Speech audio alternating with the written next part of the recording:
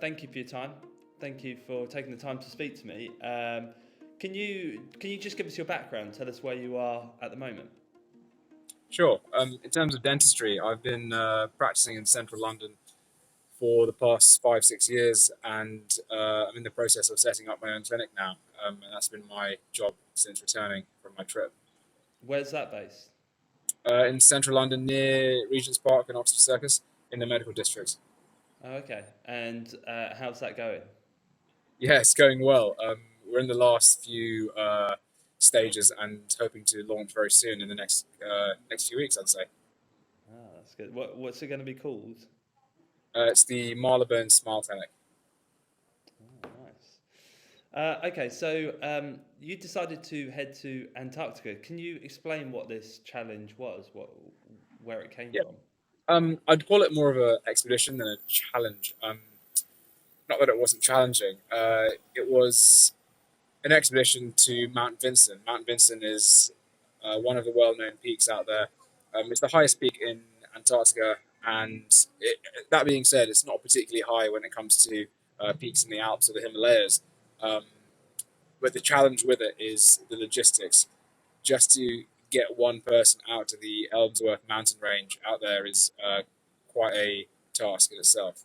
And the exposure is the main problem, which is to do with how cold it is. Okay. Um, so why did you take on this expedition? Why did you decide to go there? I always had it in the back of my mind to go to Antarctica in some way.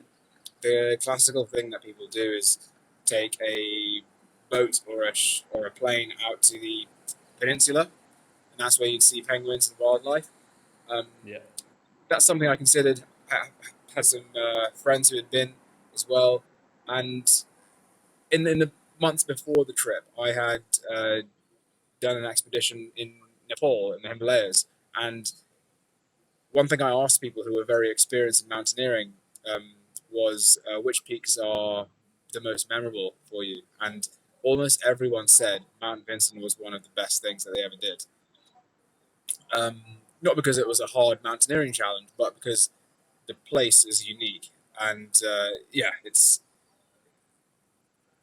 I could talk about it for for a long time. Yeah, Yeah, yeah. No, I can imagine. So that it was more because other people had spoken about it that made you want yeah. to go there. I think going to that mountain range and that particular peak, I was drawn to it based on recommendation. Um, as you know, there are thousands of mountains one can climb around the world, and I was I was quite inexperienced in mountaineering at the time, so I really just wanted to get an idea as to are all these peaks the same, or are there some that are more interesting than others? And I found out that there are some significant differences. So I've got several which I would not consider climbing because they are very mundane peaks, but they might be important because of them being the highest peak in that continent or highest peak in that nation. It doesn't necessarily make it an interesting peak. Um, to put it into perspective, Mount Vinson is about 4,800 meters high above sea level. Okay. Now, that's the same height as Mont Blanc, which is quite an accessible peak for a lot of people. Whereas things in the Himalayas tend to be 6,000, 7,000, 8,000 meters in height.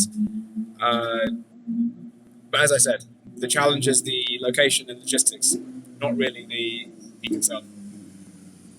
Yeah, well, like you say, the challenge is the logistics of getting there. How much work did it take to get there to get the expedition up and running? Sorry, Seb, you cut out there. I couldn't hear you. Oh, that's right. So how much work did it take to get the expedition up and running? How Okay. difficult was that?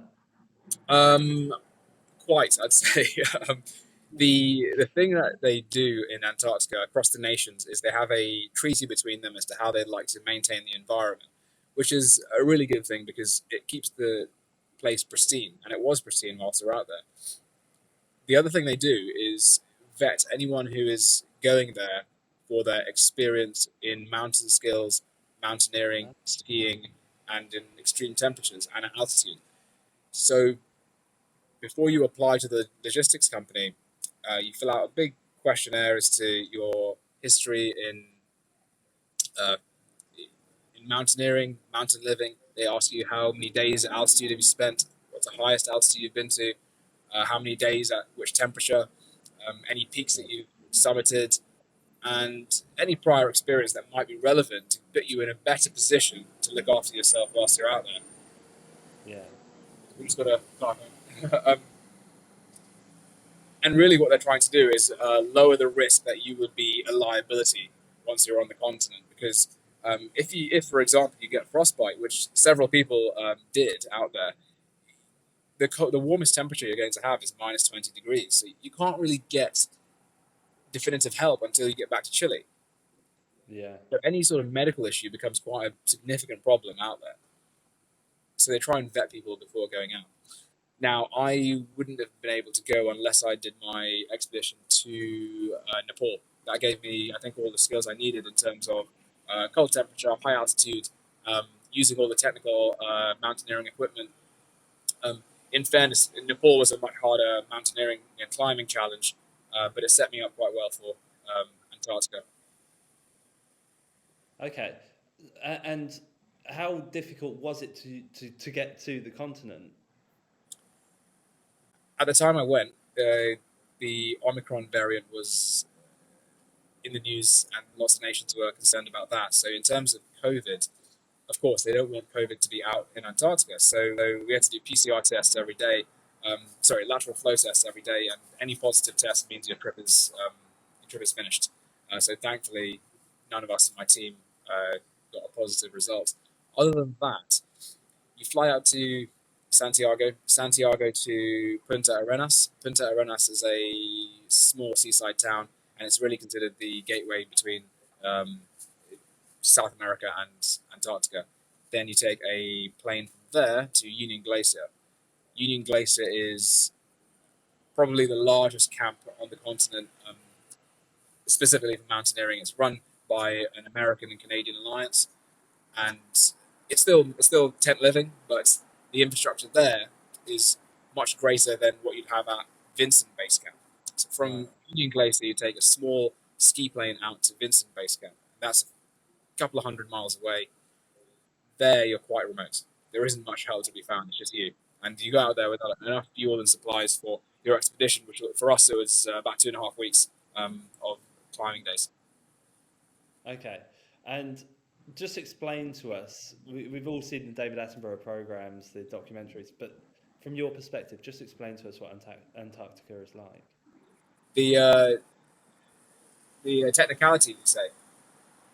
Well, no, I mean, what hit you? What was your experience? So when you land, I mean, obviously, Yeah. to put it mildly, it was cold. But Yeah. what was your experience? Well, I'll tell you from the very first moment. So we all knew this going into the plane, but you go from a heated cabin at room temperature, and in Chile it's summertime, so temperature was about 30 degrees. You go in a t-shirt and and then you take all your cold weather gear and you change on your descent into down suits, because as soon as you hit the runway, you're into minus 25, and that's quite a shock going from 30 degrees to minus 25.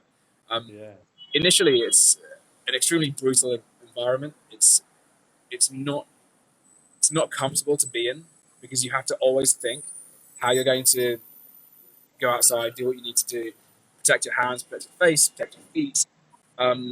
But it's that balance with one of the prettiest and most picturesque places I've ever seen.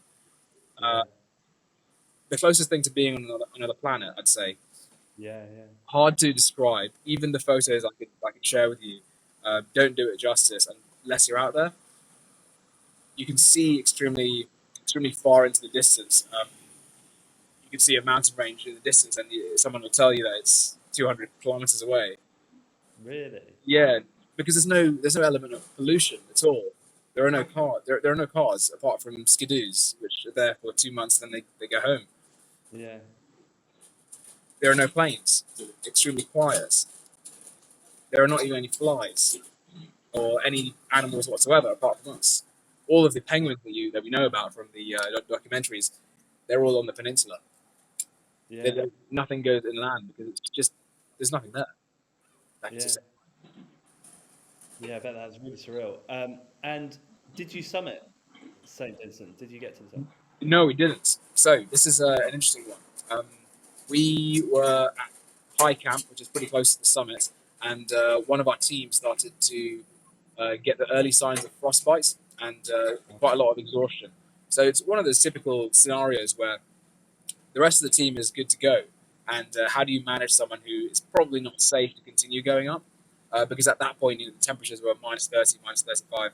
Um, so we made the decision to turn around as all of us and head back for the safety of his own fingers. And his fingers are fine. He's not going to lose any digits. But none of us were too upset about not getting to the top because really, as I said earlier, the peak itself is less important than actually being there. There's a common term, summit fever, within mountaineering, which is the closer you get to the summit, the more risks you're willing to take to get to the summit, and it blinkers your vision. You might be unwell yourself or showing signs of high altitude sickness. You might be running low on oxygen or supplies. That's when you get into trouble.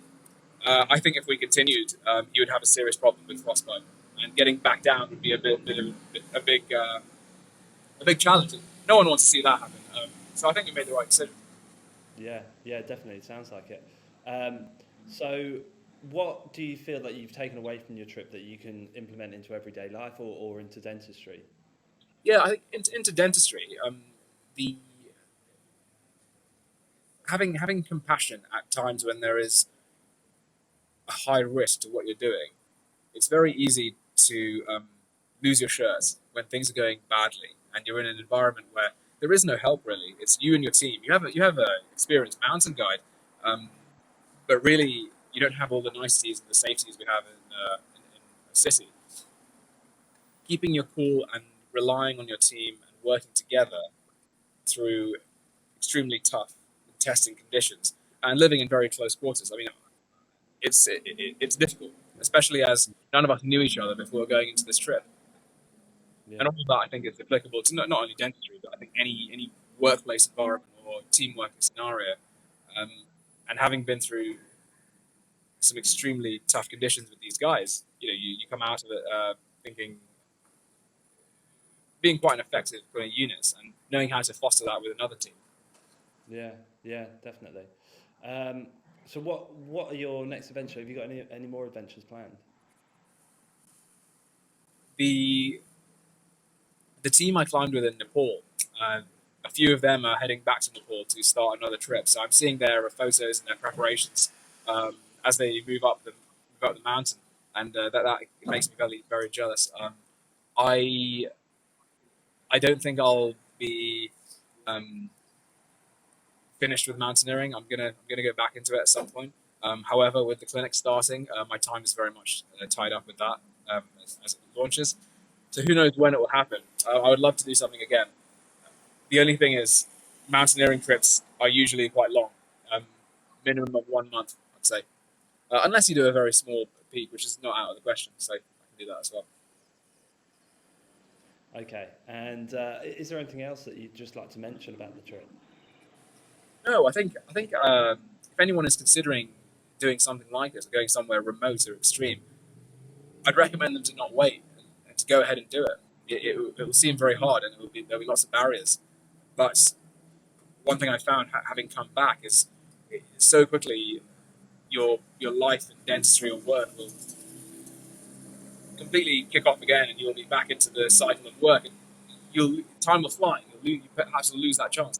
Um, Particularly Antarctica, the physical fitness required. Um, we don't know how long any of us are going to have this for. So my recommendation is do it soon. Perfect. So, well, thank you for your time. Really appreciate that, and it sounds like an amazing adventure. Thank you so much.